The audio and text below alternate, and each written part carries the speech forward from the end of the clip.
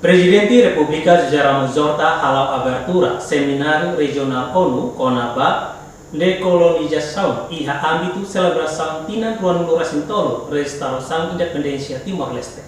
Presidente da República Geraldo Zorta oficialmente halau abertura do Seminário Regional Pacífico Tina Ruan Racintolo CONABA Descolonização deve organizar o governo Timor-Leste no Comitê Especial Nações Unidas NIN CONABA Descolonização C24. Evento ne halau e Hotel Palman e a Dili Quarta ne conhecido como celebração aniversário Restauração Independência Timor-Leste badala Ruanulo Recintolo nebe comemora 20 de maio e a território nacional toma.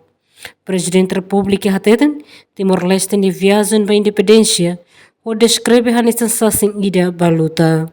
O presidente reconhece o papel central no halau de solidariedade internacional, legitimidade, lei internacional, no Nações Unidas, o destaca o significado do Comitê Especial para a Descolonização e Timor-Leste nien badalan liberdade.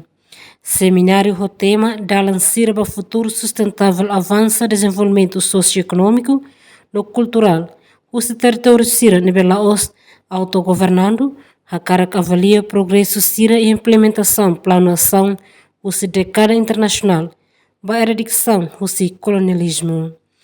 Emerenciana Pinto, Estel News.